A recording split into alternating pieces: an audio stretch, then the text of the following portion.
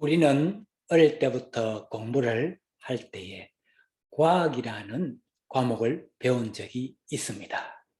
그리고 또 창조론과 진화론에 대해서도 배우고 또 시험을 칠 때는 그 교과서에서 배운 대로 답을 적어내기도 하였더랬습니다. 그런데 과학적이라는 것은 무엇을 의미할까요?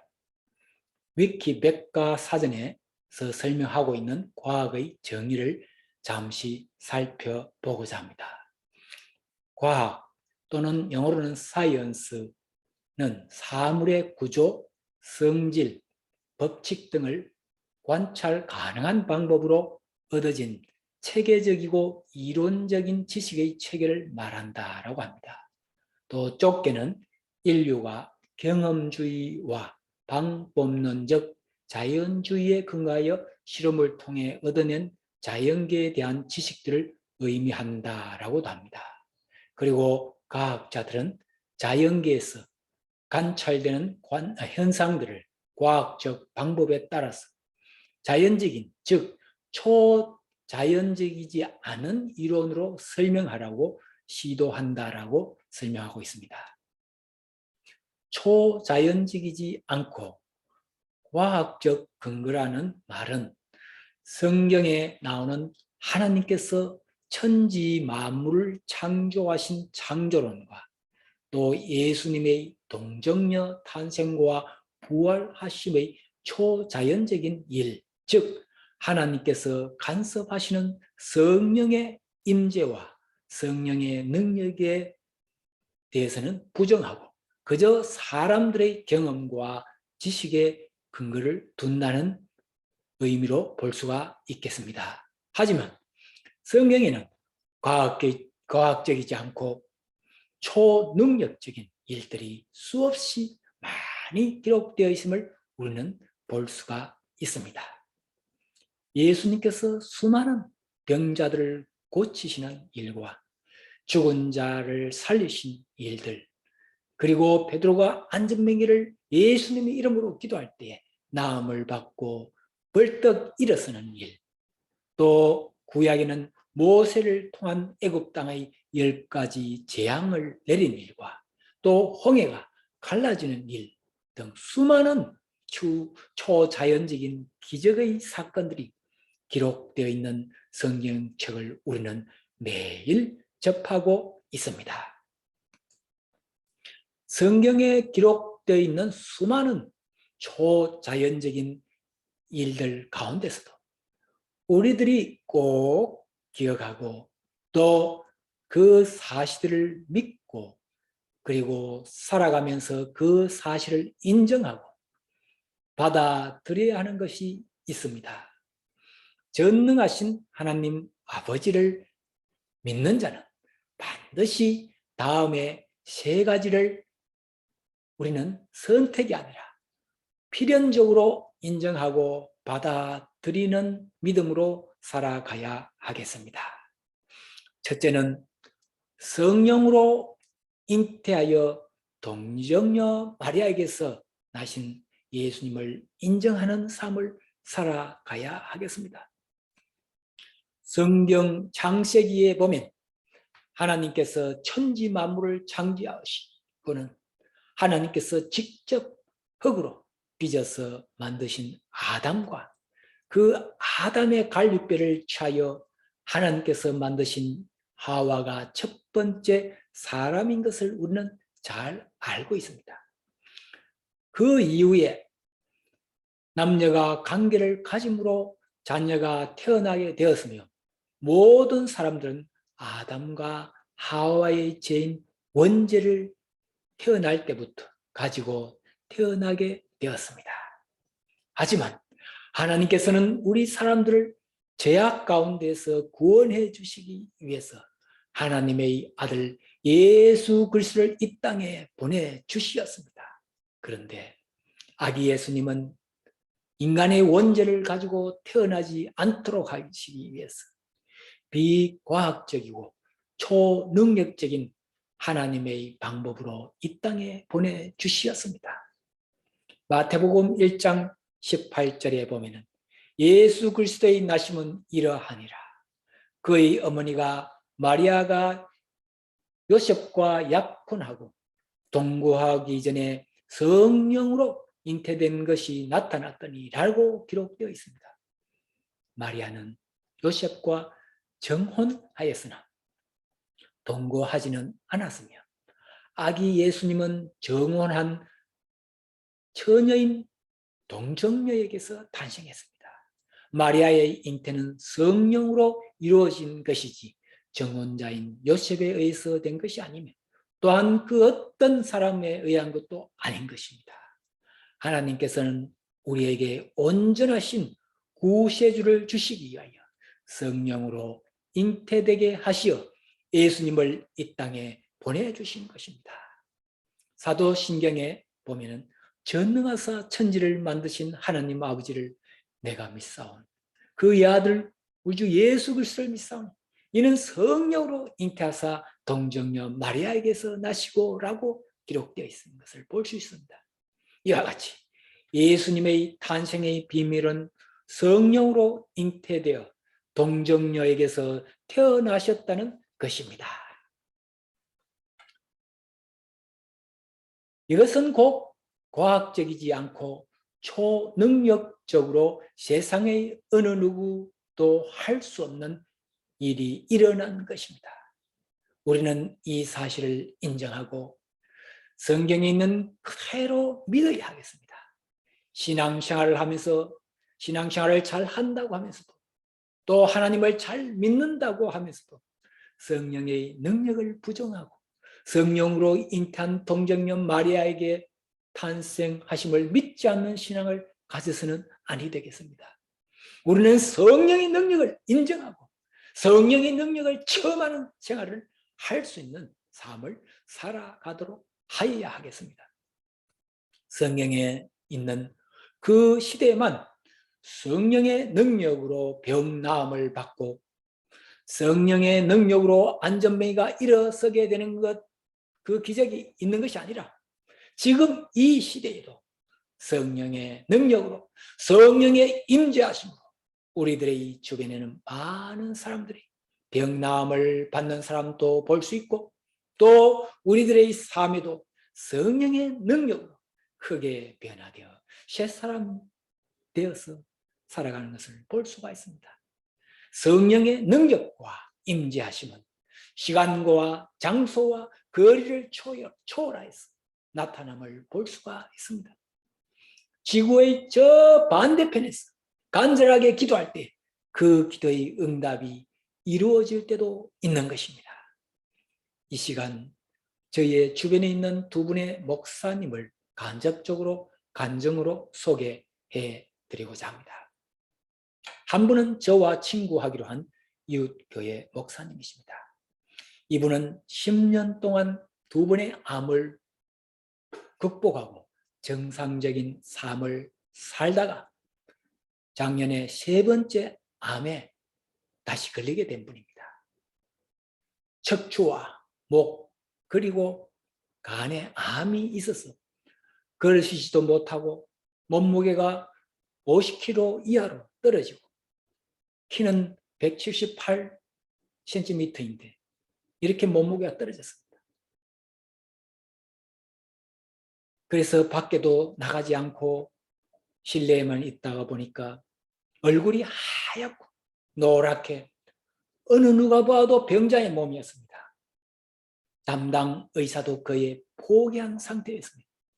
그리고 주변에 있는 사람들은 말하기를 걷지도 못하시고 오래 일어서서 있지 못해서 이제는 설교도 더 이상 할 수가 없다고 하는 사람들이 많이 있었습니다. 그러나 목사님과 사모님은 포기하지 않고 병원의 치료를 받으시면서 성령의 능력으로 고침받기를 간절하게 기도하기 시작했습니다. 그리고 또 한 분의 목사님도 함께 그 목사님을 위해서 함께 기도하기 시작했습니다. 그리고 많은 분들이 그 목사님을 위해서 미국의 여러 곳에서 그리고 한국에서 기도하기 시작했습니다. 그런데 놀랍게도 3개월 전부터 목사님은 회복이 되어가기 시작했습니다. 얼굴은 건강한 모습의 형태로 바뀌었고 몸무게는 거의 70kg에 가까워졌습니다. 그리고 보조장치를 이용해서 하루에 1시간씩을 걸으실 수가 있게 되었고 3개월 전부터 8개월 만에 설교를 다시 할 수가 있게 되었습니다. 할렐루야죠. 이것은 곧 성령의 능력으로 그 목사님이 고침을 받게 되고 회복이 된 것이라고 저는 믿습니다. 그리고 다른 한 분의 목사님은 그 암 환자의 목사님을 위해서 간절하게 목사님 집에 찾아가서 기도하신 분이 있습니다.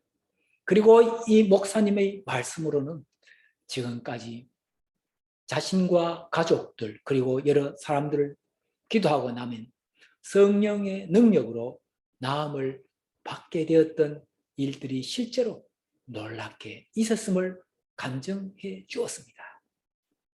이분은 성령의 능력으로 치유의 은사를 가지신 귀한 목사님이시구나 하는 생각이 들었습니다.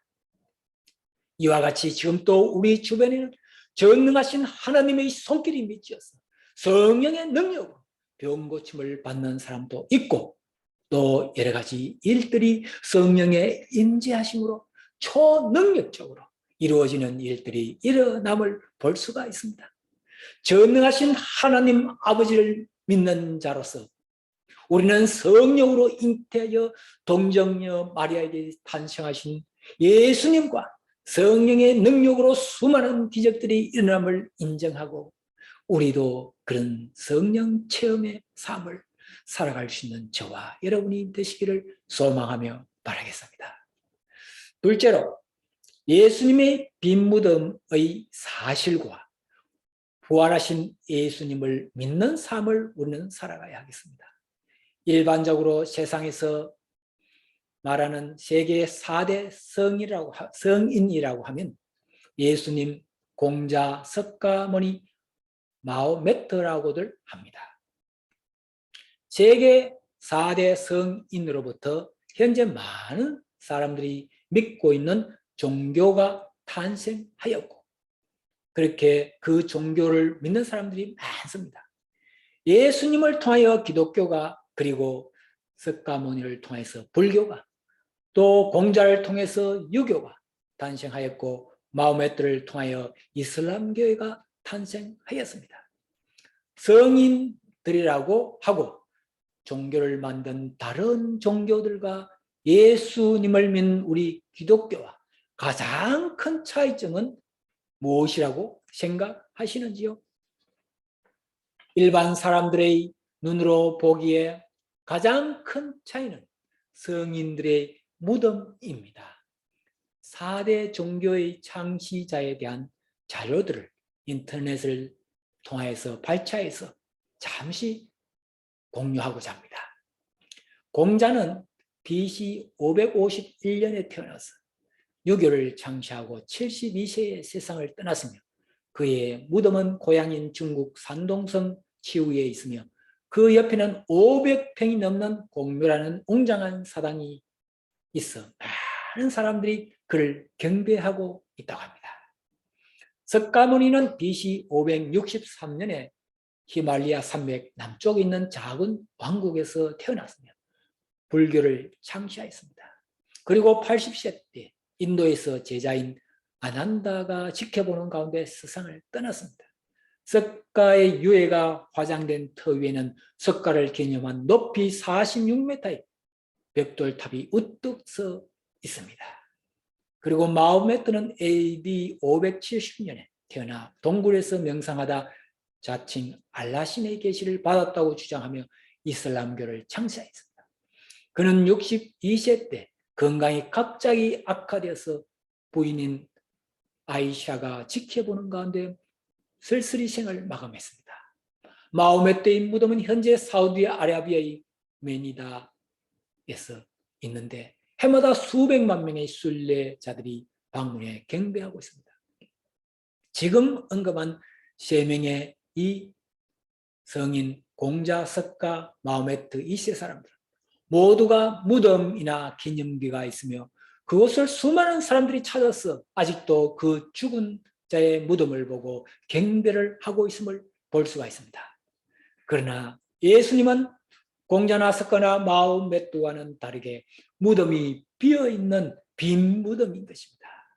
그래서 그 빈 무덤을 보고 사람들이 경배를 하지는 않고 있습니다. 여기서 빈 무덤의 의미는 무엇을 의미할까요? 인류의 모든 죄를 지시고 십자가의 무한 고통을 당하시고 돌아가셨지만 3일 만에 사망의 권세를 깨뜨리고 부활하신 예수님이기 때문에 무덤이 빈 무덤인 것입니다. 요한복음 20장 11절에서 14절에 보면 마리아는 무덤 밖에 서서 울고 있더니 울면서 구부려 무덤 안을 들여다보니 흰옷 입은 두 천사가 예수의 시체에 누웠던 곳에 하나는 머리편에 하나는 발편에 앉았더라. 천사들이 이르되 여자여 어찌하여 우느냐 이르되 사람들이 내 주님을 옮겼다가 어디 두었는지 내가 알지 못합니다. 이 말을 하고 뒤로 돌이켜 예수께서 서 계신 것을 보았으나 예수이신 줄을 알지 못하더라. 예수께서 이르시되 여자여 어찌하여 울며 누구를 찾느냐 하시니 마리아는 그가 동산적인 줄 알고 이르되 주여 당신이 옮겼거든 어디 두었는지 내게 이르소서 그리하면 내가 가져가리이다. 예수께서 마리아야 하시거늘 마리아가 돌이켜 히브리 말로 라비오라고 하니라고 되어 있습니다. 이렇게 죽은 후 3일 만에 부활하신 예수님은 이 땅에 40일 동안 계시다가 감람원이라는 동산에서 많은 제자들이 지켜보는 가운데 많은 사람들이 지켜보는 가운데 하늘로 올라가셨습니다. 고린도전서 15장에 보면 최소 500명 이상이 부활하신 예수님을 목격한 것으로 나옵니다. 그러므로 예수님께서 다시 살아나신 것은 누구도 부인할 수가 없는 사실인 것입니다. 예수님의 빈 무덤은 부활의 가장 확실한 증거인 것입니다. 그러므로 기독교는 다른 종교와 같이 그 종교의 창시자 성인의 무덤을 자랑하지 않습니다. 왜냐하면 무덤이란 죽음을 상징하고 있습니다. 하지만 예수님의 빈 무덤은 사망의 권세를 정복한 하나님의 아들에게로는 필요가 없기 때문입니다. 오직 다시 부활하신 예수님을 우리는 찬양하고 경배하고 있는 것입니다.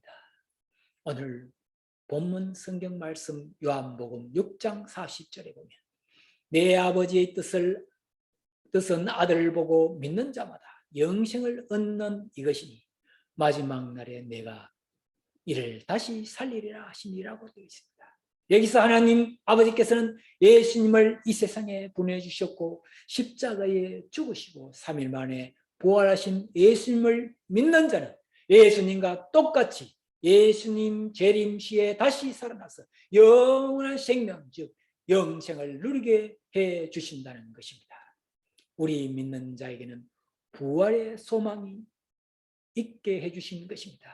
죽어도 다시 살아나서 영원한 생명을 가질 수가 있다는 것입니다. 예수님의 빈 무덤은 곧 부활이요. 예수님의 부활은 곧 우리들의 부활인 것입니다.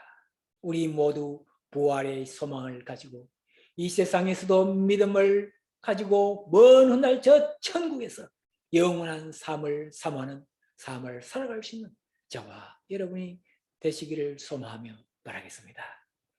세 번째는 다시 오실 예수님 즉 재림해 오실 예수님을 기다리는 삶을 살아야겠습니다.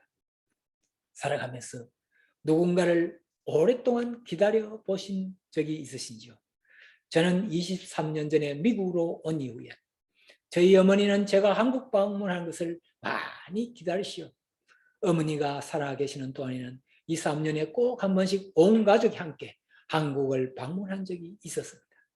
어머니는 아들과 아들의 가족을 보고 싶어서 기다리셨고 저는 또 어머니가 보고 싶어서 많이 기다렸던 기억이 납니다. 우리가 누군가를 기다린다는 의미는 무엇을 의미할까요? 기다린다는 것은 그 기다리는 사람이 보고 싶고 그리워한다는 의미인 것입니다. 그리고 그 기다리는 사람을 사랑한다는 의미인 것입니다. 지금 이 시간에 여러분은 누구를 많이 기다리고 있으신지요? 여러분의 가족들 중에 누구신가요? 아니면 그 어떤 분을 기다리고 있으신지요? 전능하신 하나님 아버지를 믿는 우리 믿는 자들은 우리들의 가족들을 보고 싶어서 기다리는 것뿐만 아니라 언젠가는 다시 오실 예수님을 기다리는 삶을 살아가야 하겠습니다. 사도행전 1장 10절에서 11절에 보면 올라가실 때에 제자들이 자세히 하늘을 쳐다보고 있는데 흰 옷 입은 두 사람이 저희 곁에 서서 가로되 갈릴리 사람들아 어찌하여 서서 하늘을 쳐다보느냐. 너희 가운데서 하늘로 올라오신 이 예수는 하늘로 가심을 본 그대로 오시리라고 하였으니라 라고 했습니다. 예수님은 우리 믿는 자들에게 하늘로 올라오신 그 모습을 그대로 오시리라고 예수님은 약속하셨습니다. 그런데 언제 오실지는 성경 말씀 마가복음 13장 32절에 보면 그러나 그날과 그때는 아무도 모르는 하늘에 있는 천사들도 아들도 모르고 아버지만 아시느니라. 예수님이 다시 오실 날은 아무도 모르고 오직 전능하신 하나님 아버지만 아신다고 하셨습니다. 그리고 예수님 오실 날은 도적같이 이르리니 어느 시에 내게 임할지는 내가 알지 못하리라 라고 요한계시록 3장 3절에 기록된 것을 볼 수 있습니다.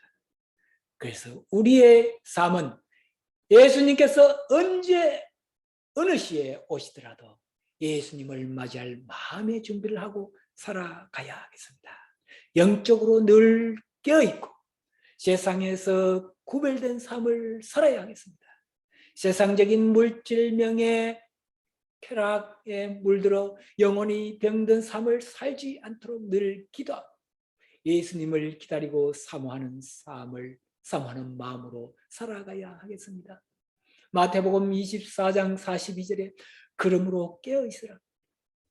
어느 날에 너희 주가 임할는지 너희가 알지 못함이라고 했습니다. 늘 깨어기도 하고 예배드리는 삶으로 언제 어느 시에 예수님이 오셔도 반갑고 기쁜 마음으로 예수님을 맞이할 수 있는 우리들의 삶이 되어야 하겠습니다. 이제 말씀을 다시 한번 정리해 보겠습니다. 전능하신 하나님 아버지를 믿는 자들은 성령으로 잉태하여 동정녀 마리아에게서 탄생하신 예수님의 탄생의 사실을 인정하고 믿어야 하겠으며 우리의 삶에서도 성령의 임재하심을 느끼며 살아갈 수 있어야 하겠습니다.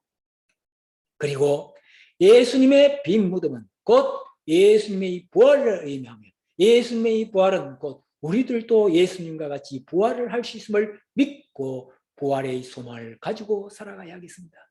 마지막으로 예수님께서 다시 오실 재림의 때를 기다리면서 예수님을 사모하고 사랑하는 마음으로 영적으로 늘 깨어서 기도하고 예배를 드리며 세상적인 것과 구별된 삶을 살아가도록 하여야 하겠습니다. 다 함께 기도 드리시겠습니다. 예수님을 이 땅에 보내주시고 십자가에 피 흘려 죽으시고 부활하심으로 저희들을 구원해 주시고 하나님의 자녀 되게 해주시고 영원한 생명을 주심에 진심으로 감사드립니다. 저희들의 믿음이 예수님의 탄생과 부활을 믿고 부활의 소망을 가지고 예수님의 재림을 기다리면서 영적으로 늘 깨어있는 삶을 살아갈 수 있도록 도와주시옵소서. 이 모든 간구 거룩하신 우리 주 예수님 이름으로 기도드리옵나이다. 아멘. 감사합니다.